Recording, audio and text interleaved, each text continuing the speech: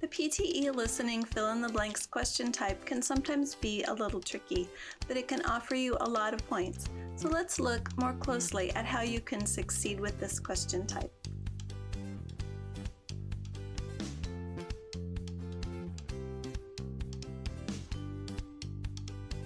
Hi, I'm Sharon, and I'm a PTE trainer here at Benchmark Education Solutions.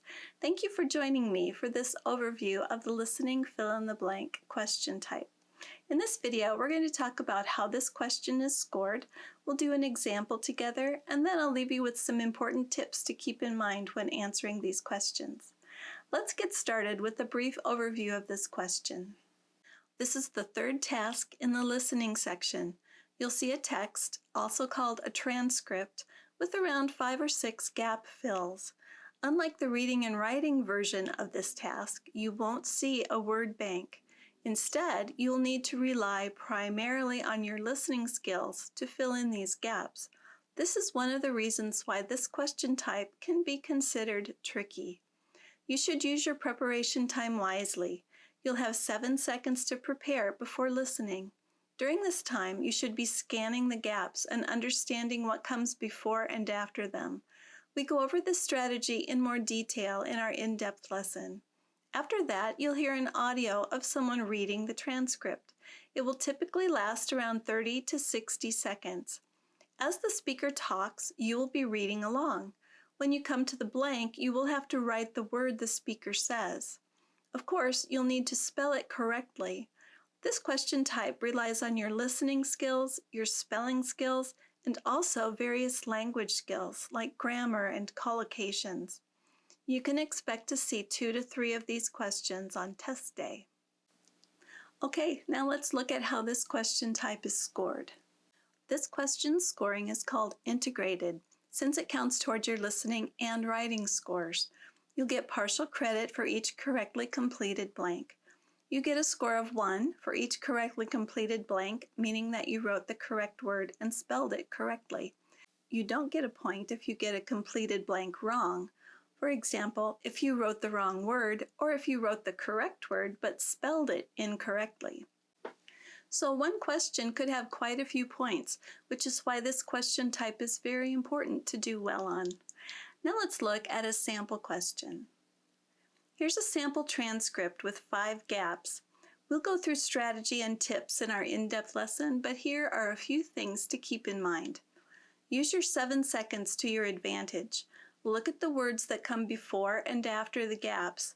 This will do a few things. First, it will alert you to the topic of the audio, which is always helpful to know, and it will also help you start thinking of what the missing word could be. These are great preparation tools. Now pause the video and get a pen and some paper. Review the transcript for 7 seconds, and then I'll play the audio for you.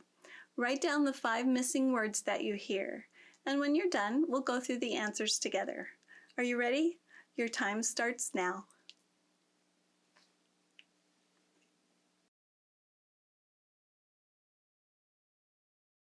The point of science is to discover the unknown.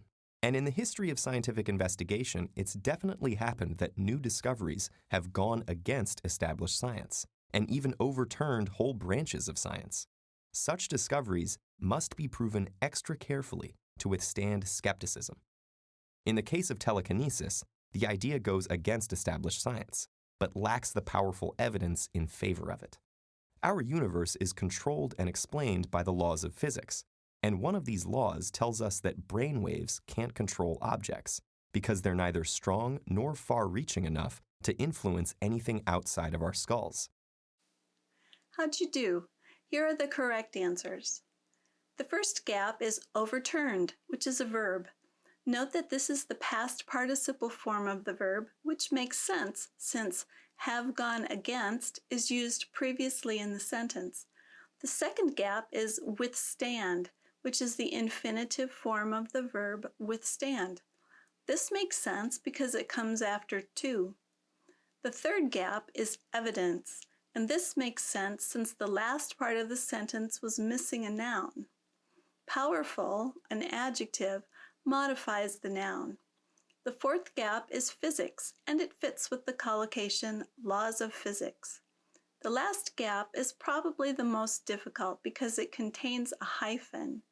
If you heard far-reaching, 2 words, you should know to combine them with a hyphen, since it would then count as 1 word.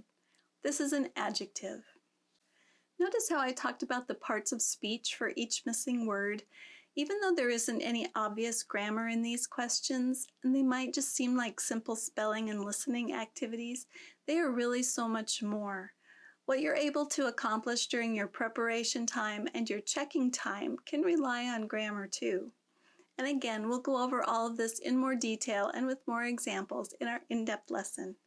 Now I just want to leave you with some important tips to remember. Number 1, this is considered to be an important question in the exam because of the number of points as well as the integrated scoring for both listening and writing. So you should really practice these skills and keep that in mind. And to maximize your scores, make sure not to lose your place as you listen. Sometimes you might want to spend more time writing a word, which will make you lose your place and lose potential points. So don't do this. Instead, answer the best you can without losing your place and check your answer and other difficult gaps quickly when the audio is finished. Make sure to use your preparation time wisely. Even though you only have 7 seconds, that should be enough time to look at the words before and after your gaps, which should help you feel more prepared as you listen and answer. And when it comes to checking your work, time is of the essence. Remember, you need to pace yourself, so don't spend more than 1 minute checking your answers. If something is difficult, just try your best and move on. The great thing about this question type is that you can use some of the reading and writing fill-in-the-blank skills during your preparation and checking stages. We'll go over this strategy in our in-depth lesson. And last, there aren't any negative scores for these questions, so it's best to always write something in the gaps, even if you aren't completely sure of the answer. You've got nothing to lose. Again, thank you for joining me today. I hope this gave you a good idea of what to expect from the listening fill-in-the-blanks question type. The best way to prepare for the PTE exam is just to practice your English. Listen to podcasts and videos and maybe transcribe portions of them to work on your writing skills. Read as much as you can get your hands on, and if you can speak with native English speakers, that's a good way to practice your vocabulary and collocations and to become familiar with the rhythms of English speech. If you'd like to practice more PTE questions and learn more about the exam, check out our website at edubenchmark.com and watch our other videos, including the in-depth lesson and helpful do's and don'ts for this question type. You should also take our PTE speaking mock test here.